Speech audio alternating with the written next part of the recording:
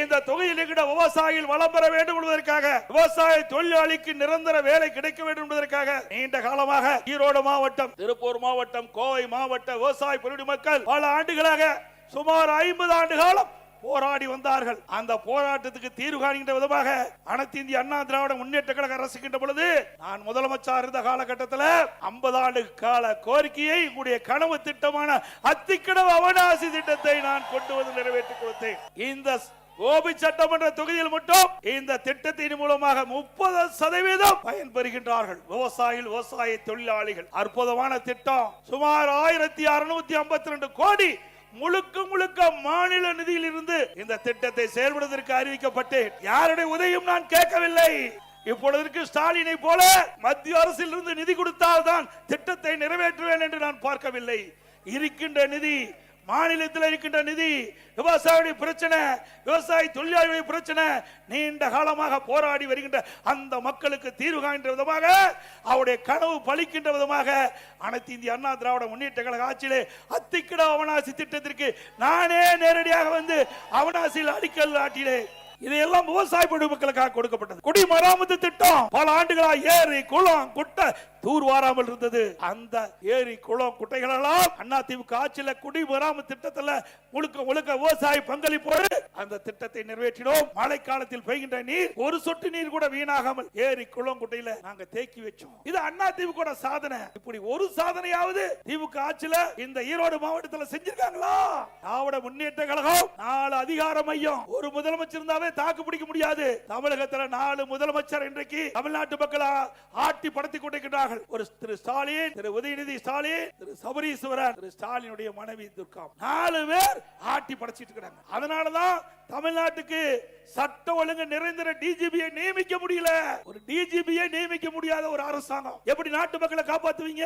ஒரு நிரந்தர டிஜிபி, சட்ட ஒழுங்கு நிரந்தர டிஜிபி இருந்தா தான் காவலர்களை சரியான முறையில் வழி நடத்துவார்கள். தமிழகத்திலே சட்ட ஒழுங்கு பாதுகாக்க முடியும். திராவிட முன்னேற்ற கழகம் பல முறை சொல்லி குறிப்பிட்டு விட்டோம்.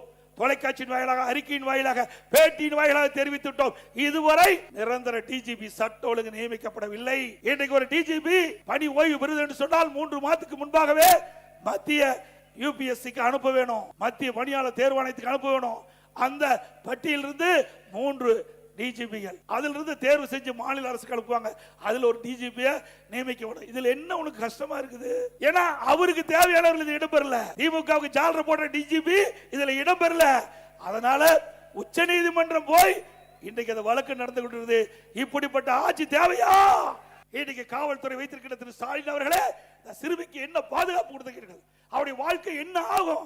நீங்க 104 கோடி நிவாரணம் கொடுத்துட்டா அதுக்கு வாழ்க்கை திரும்பி வந்துடுமா? இப்படிப்பட்ட ஒரு மோசமான ஆட்சி. முடிவு கேட்டுகின்ற தேர்தல் 2026 சட்டமன்ற பொது தேர்தல். அதோட இந்த பகுதியில் இருக்கிறவங்களுக்கு நல்லா தெரியும். இன்றைக்கு கோபியில் இருக்கிற ஒருத்தர், அவரை பற்றி சில செய்தி சொல்லி ஆகணும். இதுல என்ன, இது புள்ளி உரமா நீங்கள் தெரிந்து கொள்ள வேண்டும். கோபி சட்டமன்ற தொகுதிக்கின்ற வாக்காளர் பெருமக்கள், பொதுமக்கள் தெரிந்து கொள்ள என்பதற்காக எல்இடி திரையில சில செய்திகளை நான் வெளியிடுறேன். நம்முடைய எல்இடி திரையில தயாரா இருங்க. முதல்ல அத்திக்கடவு அவனாசி திட்டத்திற்கு எல்லா பல்வேறு கட்சி சேர்ந்தவர்கள் எல்லாம் நிகழ்ச்சியில பங்கு பெற்றாங்க. ஆனா இந்த தொகுதி எம்எல்ஏ அதுல பங்கு பெறல. அந்த காட்சியை எல்இடி திரையில பாருங்க. அத்திக்கடவு அவிநாசி திட்ட கூட்டமைப்பு என்பது அரசியல் கட்சியை சார்ந்தது அல்ல. இதில் பல்வேறு அரசியல் கட்சியை சார்ந்த விவசாயிகளும் தாங்கள் விவசாயிகள் என்று ஒரே குடையின் கீழ் இணைந்து எங்களுடைய வாழ்க்கை போராட்டமான அத்திக்கடவை நீரை தேடுவதற்காகத்தான் இந்த கூட்டமைப்பு உருவாக்கப்பட்டது. இந்த கூட்டமைப்பு இந்த நிகழ்விற்காக அனைவருக்கும் நாங்கள் அழைப்பு கொடுத்திருந்தோம். அதே மாதிரி செங்கோட்டையன் ஐயா அவர்களுக்கும் அழைப்பு கொடுத்திருந்தோம். இந்த நிகழ்வு, இந்த நோட்டீஸில் படம் போலின்னு சொல்ற அந்த கேள்வி எல்லாமே அதை பொறுத்த அளவுக்கு நாங்கள் அரசியல் கட்சி சார்ந்தவர்கள் அல்ல. அந்த அத்திக்கடவு அவனாசி திட்ட நேற்று பொதுச்செயலாளர் கலந்து கொண்ட நிகழ்ச்சி நீங்க புறக்கணிச்சுதான் அவர் கொடுத்தார். இந்த அத்திக்கடவு அவனாசி திட்டத்திற்கு ஏன் நீங்க கலந்து கொள்ளலன்னு சொன்னா, அந்த அத்திக்கடவு அவனாசி திட்டத்துல பேக்டோ இருந்தது. அதுல தலைவர் படமும் அம்மா படம் இல்ல, அதனால வல்லினாங்க. ஆனா இப்ப யார் படத்தை வச்சுக்கிட்டு போய் கட்சியில, மாற்று கட்சியில சேர்ந்தீங்க? உங்களுக்கு அடையாளம் கொடுத்தது அதிமுக, உங்களுக்கு பதவி கொடுத்தது அதிமுக. இதே கோபிச்செட்டிப்பாளையத்துல பள்ளி நிகழ்ச்சி, அந்த அரசு பள்ளி நிகழ்ச்சியில அம்மா படமும் இல்ல, தலைவர் படம் இல்ல, அதுல விலையில்லா சைக்கிள் கொடுக்கின்ற காட்சி திரையரங்களை அந்த LED திரையில பாருங்க. திரு கருணாநிதி படம், திரு ஸ்டாலின் படம் தான் இருக்குது. அப்பவே பிடிஎம் வேலையை ஆரம்பிச்சுட்டார். இது பாருங்க, இது சைக்கிள் கொடுக்குற அந்த குழந்தைகள் அமர்ந்திருக்கின்ற காட்சி. திரு ஸ்டாலின் படம் தான் இருக்குது. அம்மா படமும் தலைவர் படமும் எங்கே இருக்கின்றது? திரு பார்த்தீங்கல்ல, வேண்டுமென்றே திட்டமிட்டு அந்த பல்வேறு கட்சி தலைவர்கள், அதிமுக மட்டும் இல்ல, பல்வேறு அரசியல் கட்சி தலைவர்கள், பல விவசாய சங்க தலைவர்கள், அனைத்து இந்திய அண்ணா திராவிட முன்னேற்ற கழக ஆட்சியில் தான் நாங்கள் 50 ஆண்டு காலம் போராடி வந்த அத்திக்கட அவனாசி திட்டத்தை நிறைவேற்றி தந்தீர்கள். அதனால் அதிமுகவுக்கு பாராட்டு விழா நடத்துகிறோம் என்று அவனாசிலே பாராட்டு விழா நடத்தினார்கள். இந்த தொகுதியினுடைய முன்னாள், இப்போ எம்எல்ஏ இல்ல, முன்னாள் எம்எல்ஏ இவரா உங்களுக்கு நன்மை செய்ய போறார்.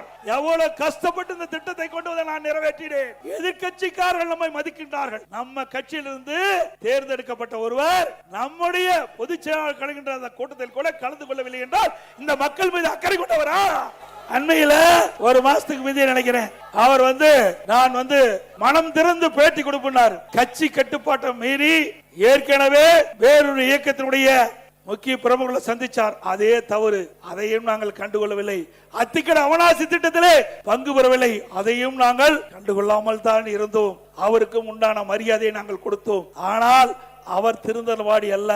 அதற்கு மாறாக நான் மனம் திறந்து பேசுகிறேன் என்று சொல்லி இங்கே கோபிச்செட்டிப்பாளையத்திலே ஒரு பேட்டி கொடுக்கிறார். அந்த பேட்டியிலே அவர் சொன்ன செய்தி அங்க LED திரைக்காட்சியில பாருங்க.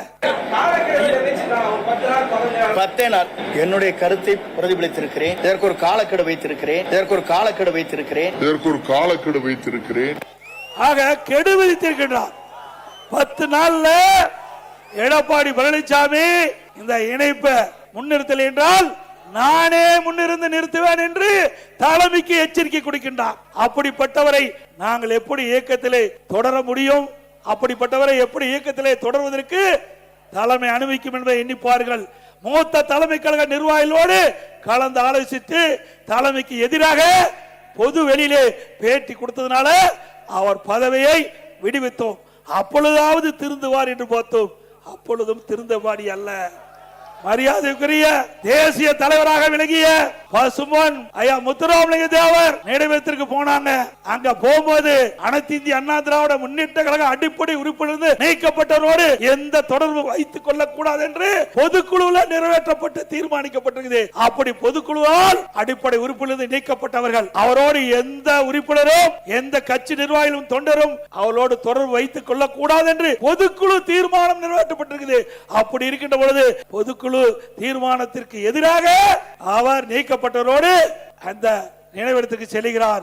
பிறகு வேறு என்ன செய்ய முடியும்? தலைமை கழக மூத்த நிர்வாகிகள் அழைத்து பேசி அவர் இனி இந்த இயக்கத்தில் தொடர்வதற்கு லாயக்கற்றவர். அதனால அவர் அடிப்படை உறுப்பினர் நீக்கி இருக்கிறோம். ஏதோ எடுத்தோம் கவைத்தோம் அல்ல. ஆனால் அவர் வேண்டுமென்றே திட்டமிட்டு கிட்டத்தட்ட 2-3 ஆண்டு காலமாக இயக்கத்துக்குள் இருந்து இயக்கத்திற்கு எதிராக செயல்பட்டவர், இயக்கத்துக்கு துரோகம் விளைவித்தவர். அதனாலதான் அவர் இன்றைக்கு அந்த அதிமுக நீக்கப்பட்டிருக்கின்றார். அது மட்டுமல்ல, இன்னொரு செய்தி, இந்த நீக்கப்பட்டவர் திரு வைத்தியலிங்கம், திரு OPS எங்க கோபிச்செட்டிப்பாளையத்தில் அவர் ஒரு கூட்டத்தை போடுறாங்க. அந்த கூட்டத்தில் திரு வைத்தியலிங்கம் அவர்கள் பேசுறார். அந்த காட்சியும் இந்த LED திரையரங்குல பாருங்க. சீனியர் நான் மதிக்கக்கூடிய இப்படி தப்பித்தனமாக நடந்து கொண்டாரே, ஒரு தகுதியே இல்லாமல் ஏமாற்றி கோபிச்செட்டிப்பாளையத்திலே வெற்றி பெற்றுக் கொண்டு வந்தார். இப்படி அவர்களே பேசிட்டாங்க. யாரு இவர்? ஒவ்வொரு முறையும் சட்டமன்றத்தில் இவர்களை எல்லாம் அழைத்து அங்க இருக்கின்ற கேண்டீனுக்கு அழைச்சிட்டு போய் இந்த ஆட்சியை ஏதாவது தொந்தரவு கொடுக்க வேண்டும் என்று திட்டமிட்டு அவர்களை விஷமத்தனமாக அவர்களை வெளியேற்றிட்டு இவர் வந்தார். இப்பொழுது என்னாச்சு? என்னைக்கு நல்லது செஞ்சா நல்லது நடக்கும், கெட்டது செஞ்சா ஆக இந்த இயக்கத்திற்கு யார் துரோகம் செய்கிறார்களோ அவரெல்லாம் ஆண்டவன் பார்த்துக் கொள்வான். அனைத்து இந்திய அண்ணா திராவிட முன்னேற்ற கழகத்தை பொறுத்த வரைக்கும் உங்களில் ஒருவனாக இங்கே இருந்து பேசிக் கொண்டிருக்கின்றேன். நான் இன்றைக்கும் தொண்டன். இங்கே இருக்கின்ற ஆயிரக்கணக்கான பேர்ல நானும் ஒருவன். இவரை போல சுயநலவாதி நான் அல்ல. இயக்கத்திற்கு எவ்வளவு சோதனை, எந்த இயக்கத்திற்கும் இல்லாத சோதனை. பொன்மனச்செம்மல் புரட்சி தலைவர் எம்ஜிஆர் காலத்தில் சோதனை தொடங்கப்பட்டது. அந்த சோதனை வென்று முதலமைச்சரானார் புரட்சி தலைவர் எம்ஜிஆர். அவர் மறைவுக்கு பிறகு அதிமுகவுக்கு சோதனை. மாண்பு அம்மாள் அந்த சோதனை வென்று தமிழகத்தினுடைய முதலமைச்சராக, அதே போல இப்போ இருக்கின்ற சோதனை வென்று உங்களுடைய மகத்தான ஆதரவின் பேரிலே அதிமுக கூட்டணி வெல்லும். அதிமுக ஆட்சி அமைக்கும். மாற்று கட்சிக்கு போயிருக்கிறார். எங்கிருந்தாலும் வாழ்க. போனவர் சும்மா இருந்தா பரவாயில்ல, தூய்மையான ஆட்சி கொடுப்புன்னு சொல்றார். அப்ப பொன்மனச்செம்மல் புரட்சி தலைவர் எம்ஜிஆர் இருக்கின்ற பொழுதும் சரி, மாண்பு அம்மா இருக்கின்ற பொழுது நீங்க அமைச்சரா இருந்தீங்க. நான் முதலமைச்சர் இருந்த பொழுதும் என்னுடைய அமைச்சரவையில் அமைச்சரா இருந்தீங்க. அப்பெல்லாம் தூய்மையான ஆட்சி நான் கொடுக்கலையா? நல்ல ஆட்சி கொடுக்கலையா? ஆக வேண்டும் என்று திட்டமிட்டு துண்ட மாத்தினா அவருடைய கருத்து மாறி போச்சு. நீங்க எந்த கொம்பனாலும் அதிமுகவை வீழ்த்த முடியாது. இந்த எடப்பாடி பழனிசாமி ஒருவர் இல்ல, 2 கோடி அதிமுக தொண்டர் இருக்கின்றார். இந்த எடப்பாடி பழனிசாமி இல்ல, இங்க இருக்கின்ற யாராவது பொதுச் செயலாளர் வருவாங்க. அதிமுக ஜனநாயகம் உள்ள கட்சி. இது ஒருவரை நம்பி இருப்ப கட்சி இல்ல, பல்லாயிரக்கணக்கான தொண்டரை நம்பி இருக்கின்ற கட்சி. அப்ப ஆரம்பிச்சீங்க அதிமுக ஆட்சியை வீழ்த்துவதற்கு 4 ஆண்டு காலம் கடுமையான முயற்சி பண்ண முடியல. ஒரு அற்புதமான ஆட்சி 4 ஆண்டு காலத்துல கொடுத்தோமா இல்லையா? எவ்வளவு திட்டம், அத்திக்கட அவனாசி திட்டத்திலிருந்து பல திட்டங்களை கொண்டாந்தோம். இதுவரைக்கும் எந்த அரசாங்கம் கொண்டு வர முடியாத திட்டத்தை எல்லாம் கொண்டாந்தோம். ஒரே ஆண்டில் 11 அரசு மருத்துவக் கல்லூரி. ஒரு வருஷத்துல இந்திய வரலாறுல எந்த மாநிலத்திலும் ஓராண்டில் 11 அரசு மருத்துவக் கல்லூரி கொண்டு வந்து சாதனை படைக்கல. அந்த சாதனை படைத்ததும் அதிமுக அரசு. அதே போல 7 சட்டக்கல்லூரி, 5 கால்நடை மருத்துவக் கல்லூரி ஆராய்ச்சி நிலையம், மிகப்பெரிய ஆசியாவிலேயே மிகப்பெரிய கால்நடை பூங்கா, 1000 கோடி தலைவாசல் கொடுத்திருக்கிறோம். பொறியியல் கல்லூரி, வேளாண்மை கல்லூரி, ஐடி, பாலிடெக்னிக், இப்படி கலை மற்றும் அறிவியல் கல்லூரி 67 கலை மற்றும் அறிவியல் கல்லூரி கொடுத்திருக்கிறோம். 1 2 இல்ல, 67. இந்த ஆட்சியில கொடுக்க முடிஞ்சதா? நம்முடைய ஏழை எளிய குடும்பத்தில் பிறந்த மாணவ மாணவி குறைந்த கட்டணத்தில் உயர்கல்வி படிக்கக்கூடிய சூழ்நிலையை அதிமுக ஆட்சியிலே உருவாக்கி காட்டணும். இது சாதனை. இப்படி ஒரு சாதனையாவது திரு ஸ்டாலின் அரசால பேச முடியுமா? பேச முடியுங்களா? இத்தனையும் செய்துதான் உங்களை வாழ்ந்து நாங்கள் சந்திக்கிறோம். அது மட்டுமல்ல, அரசு பள்ளியில் படிக்கின்ற மாணவர்கள் சுமார் தமிழகத்தில் 41% பேர் அரசு பள்ளியில் படிக்கின்றார்கள். அந்த மாணவர்கள் பெரும்பாலும் நடுத்தர குடும்பம், ஏழை குடும்பத்தை சேர்ந்தவர்கள், விவசாயிகள், விவசாய தொழிலாளி, கூலி தொழிலாளி, இப்படிப்பட்ட குடும்பத்திலே பிறந்த மாணவ மாணவி தான் அரசு பள்ளியில் படிக்கின்றார்கள். அந்த மாணவருடைய கனவு அவர்கள் மருத்துவ கல்வி கிடைக்க வேண்டும், அவர்களும் MBBS டாக்டர் ஆக வேண்டும். அதையும் நிறைவேற்றுவதற்காக அம்மாவுடைய அரசு 7.5% உள்ளிடஒதுக்கீடை கொண்டு வந்து சட்டம் இயற்றப்பட்டு அமுல்படுத்தப்பட்டு இந்த திட்டத்தின் மூலமாக சுமார் 3000 பேர் அரசு பள்ளியிலே படித்த மாணவ செல்வங்கள் இன்றைக்கு மருத்துவ கல்வி கிடைக்கக்கூடிய சூழ்நிலை நாங்கள் உருவாக்கி தந்தோம். அது மட்டுமல்ல, இந்த அரசு பள்ளியில் படிக்கின்ற மாணவர்கள் பெரும்பாலும் ஏழை குடும்பத்தை சேர்ந்தவர்கள். மருத்துவ கல்வி கட்டண முடியாது.